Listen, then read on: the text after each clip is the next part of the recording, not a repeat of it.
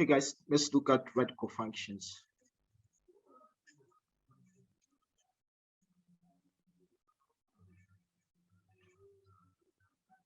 So we've talked about linear functions, quadratic function. We're talking about, by the way, a linear function and the quadratic function are all polynomials. A linear function is a polynomial of degree 1, and the quadratic function is a polynomial of degree 2. Should keep that in mind. Don't say quadratic function is not a polynomial. It is a polynomial.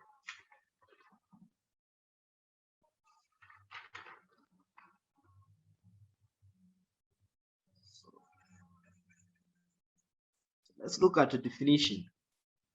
So a radical function in x variable is simply a function of the form f of x is equal to k, then you have a square root somewhere of some function q of x plus h. So that is, it is a function involving radicals, square roots. So that is what a radical function is. So it is a radical function in x variable, so you can express it in this form. So whenever you see a radical in a function, that is what you call a radical function.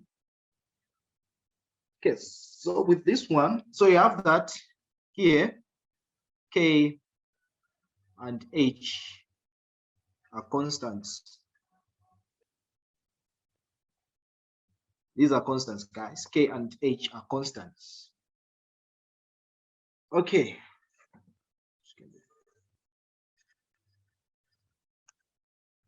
So this one we are going straight into an example. Sketch. So sketch. So sketch the graph.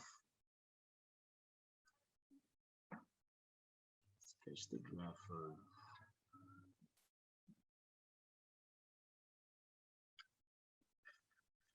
of this function here for x is equal to root of x. So this one, guys, we are going back to the sketching.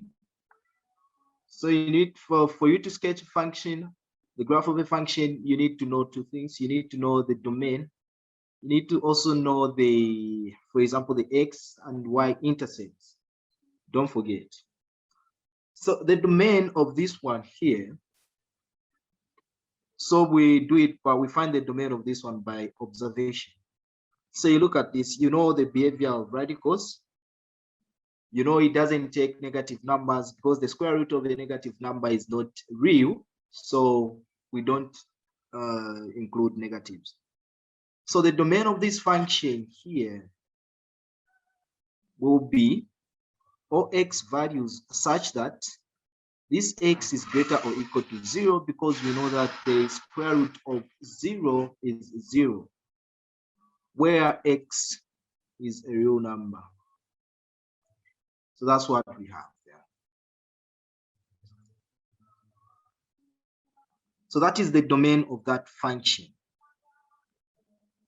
So for us now, before we talk about the range, we can try and sketch the graph of this function here. So we say, okay, so that's what we have, the xy axis. So you have y there and you have x there. So the behavior of this function is when this one is 0, so you can choose some positive numbers to help you just figure out how this one will look like. So we are dealing with the positives for x greater or equal to 0. So when x is 0 here, the square root of 0 is equal to 0. So we have 0. And that's the starting point of this function, the graph of this function here. So you can try perfect squares. For example, 1. When x is 1 here, the square root of 1 is equal to 1. So you have another point, say there, if that is your 1. So that is your 1. And then you can try, say, 4. And then, okay, that's your 2 there. You know that the square root of 4 is equal to 2. Then you're going to have another point, say somewhere there. So you're going to notice that the graph of the square root of x will look like this. So something like this. So starting from 0, going like this here. So that's the graph of the function, this radical function here. There. And then for the range of this function, these people, you just need to observe. What did we say the range is? The range is simply the output values of the function. What values is this function putting out? So you're going to observe that it's starting from 0 all the way up to the positive values of y. So the range of this function f is going to be, the range of f will be all y values such that y is greater or equal to 0. It is starting on 0, yeah? Starting at 0. Then you are going to have that y is a real number. So that is how you sketch. This is one of the standard forms of the radical function. So you say this is a standard form of the radical function. One of the examples of the standard form of the radical function. So that is what we have there. Are we okay? We can look at another example. Yes, sir. Yeah. Yes, sir.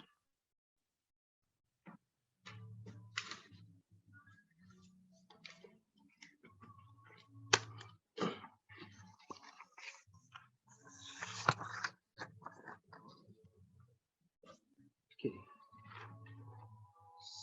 Okay, so this one, I didn't have time to look at, to go through the tutorial sheets if there is any question on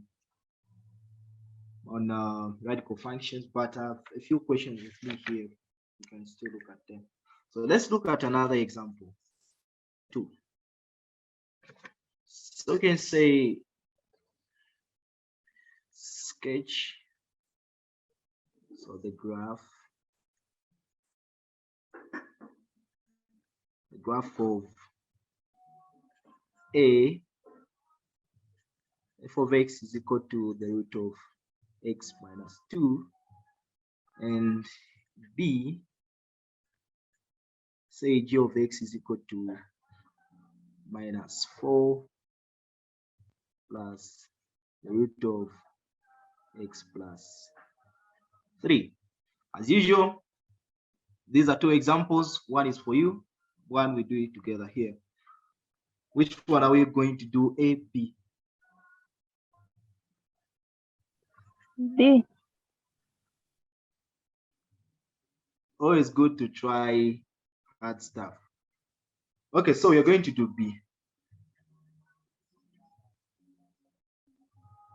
So for B, what do we need to do? So for B, we would want to determine the x-intercepts and the y-intercepts and also the domain. So we first go by the domain. So the domain of this function, g, is equal to, so first of all, you have to look at what is inside the radical there. So you know that this should be, so x plus 3 should be greater or equal to 0. No. Are we together? So we have that. For this to be possible, we have to make sure that x is greater or equal to, when this one goes there, that will be x is greater or equal to minus 3. So what will be the domain of this function here? So the domain of this function will be all x values such that x is greater or equal to minus 3, where x is a real number. So x is a real number. So that is our domain there.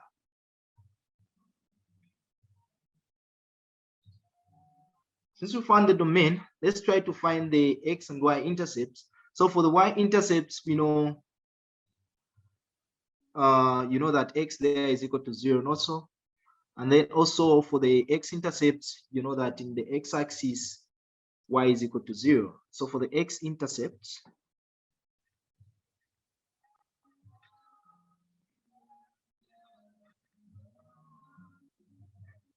you have that this one is equal to 0, this function, this one, the y is equal to 0. So you equate this one to 0. So you have minus 4 plus the root of x plus 3 being equal to 0. So we have that the root of x plus 3 is equal to 4.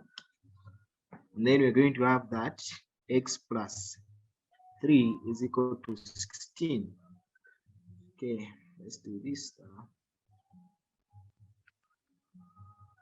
Then we have x is equal to 16 minus 3.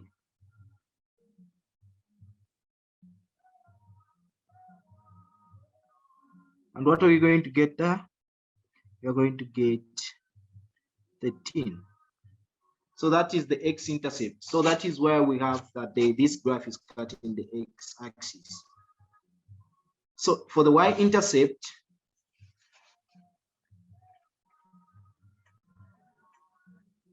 so we have that in this one, x is equal to 0. So you find g of 0.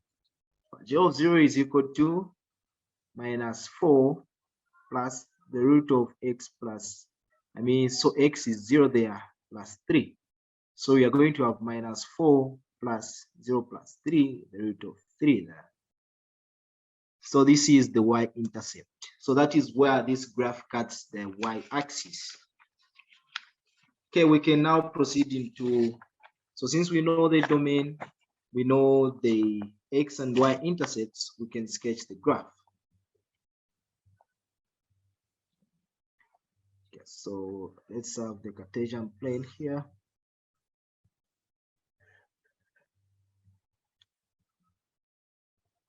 So you have your y, you have your x there.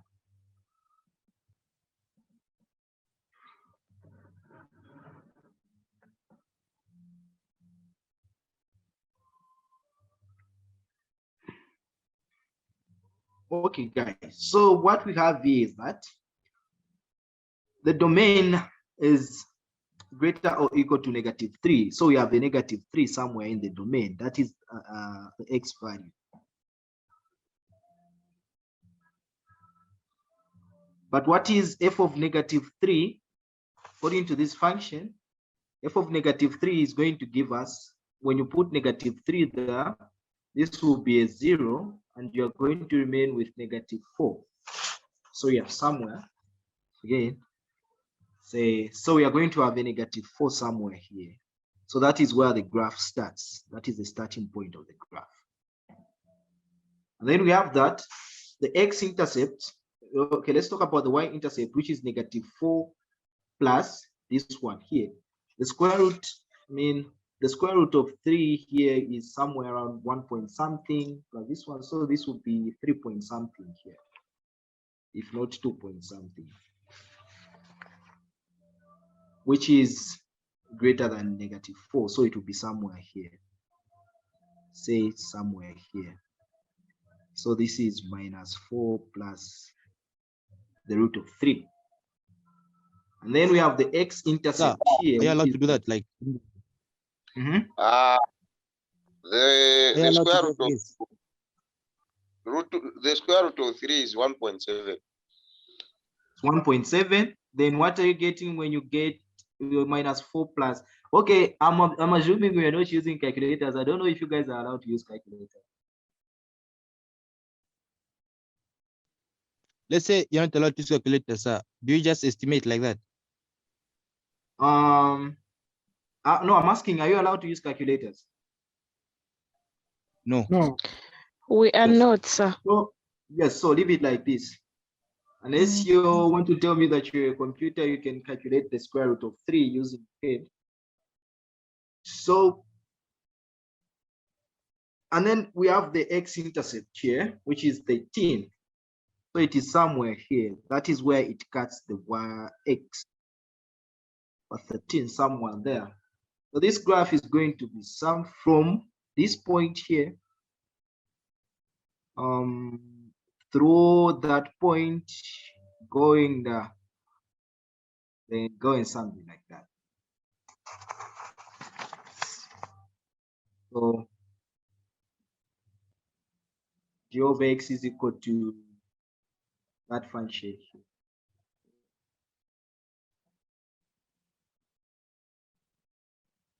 So please, guys, I'm sure you can do better than this. This is just an illustration of how, but the key things, I repeat, the key things to indicate other. For example, you've seen here where the graph starts, the x-intercept, I mean the y-intercept and the x-intercept. You are cool with that. But just make sure your graph should look like something like this. This is not a line, it's a curve. So maybe just make sure it looks something like this. Then you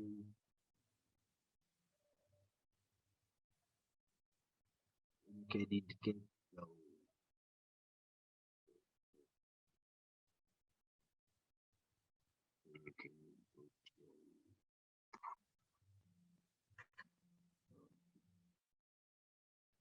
y.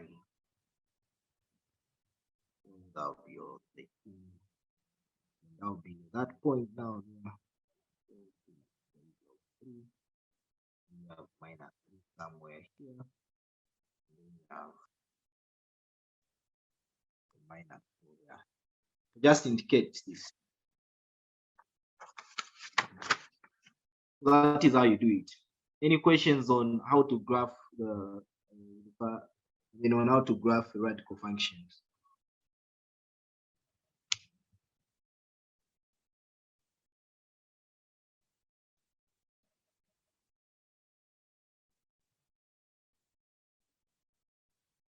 No questions.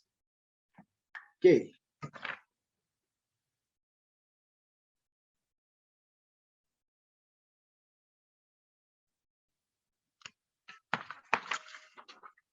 Let me add another question for you to do.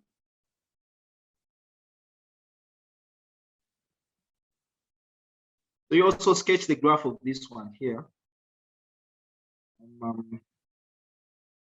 Of x is equal to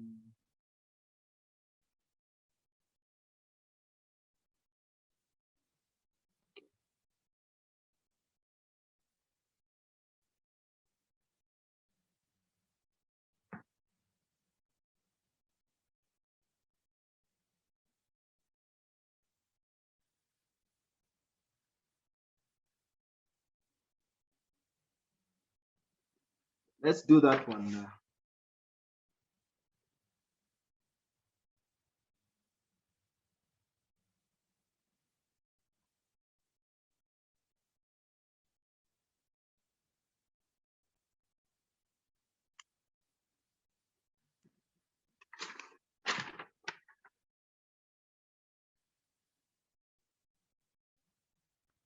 So guys, just make sure your graphs, your sketches look like curves. They are not straight lines. Just make sure they look like curves.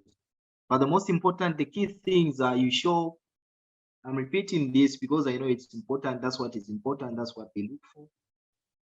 If the graph has X and Y intercepts, please indicate. If they have turning points, please indicate. And also the starting point of the graph. For example, radical functions have a fixed domain. So there are no negative values involved. Sometimes you have negative values involved, depending on the nature of the radical given. For example, if you say, okay, f of x is equal to the root of minus x, then this one here, for you to avoid the negative, you notice to say x should be less or equal to 0. Also, that will be your domain function. So which will be minus infinity. Sir, sorry, sir. Where do you get negative root negative x? Oh, I'm giving an example to say sometimes you find functions like this, the root of negative x. So I'm trying to explain that. So for this one, the domain will be this one. So you take all values of x which are less than, because you know less or equal to 0, because you know a negative number here will give you a positive. So we are trying to avoid positives and negatives in this square root here. You understand? Thank you, sir. Yes. So meaning the graph of that function will look like something like this. So you have a 0 there, then it will go like this. That's how it will look like. So f of x is equal to the root of minus x. So that's what you get there.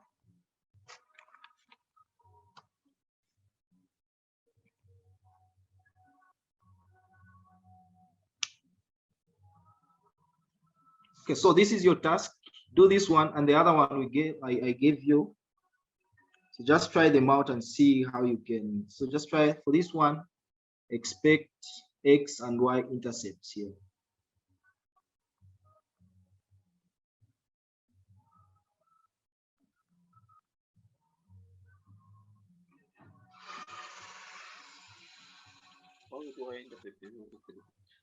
In Y-intercept, X is equal to 0. Y X, what? Where?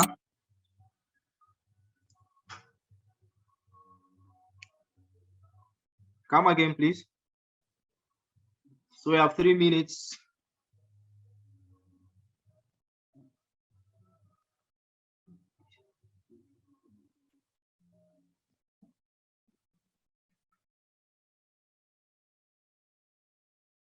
Okay, guys, I think that is it for today. That's it for today. See you tomorrow. So tomorrow, even tomorrow, we are starting at 16 hours. 16 hours to 18 hours. You have 2 hours even tomorrow.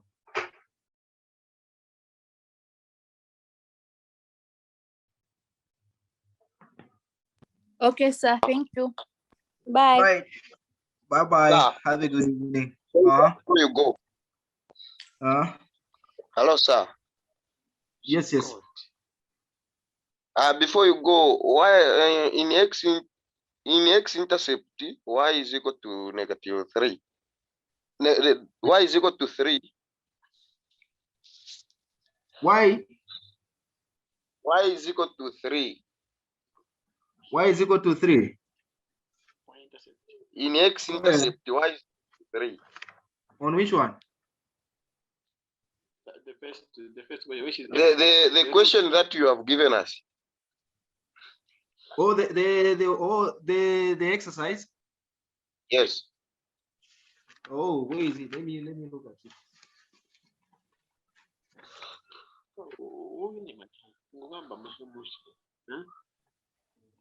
Here. Yes, sir. No. No, not that one, sir. The exercise. Oh, yeah. Not that one. The other one. The one which The other is one. at Yeah, which says the root of x plus 1 plus 2.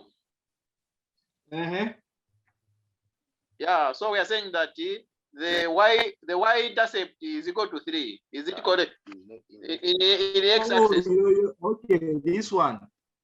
Yes, So yes, you are yes. going to have a 4D side, and then you are going to have x plus 1 this side. Yeah, that's correct. Okay. No, we are out of time. Please, for queries, you have my number. You can call me.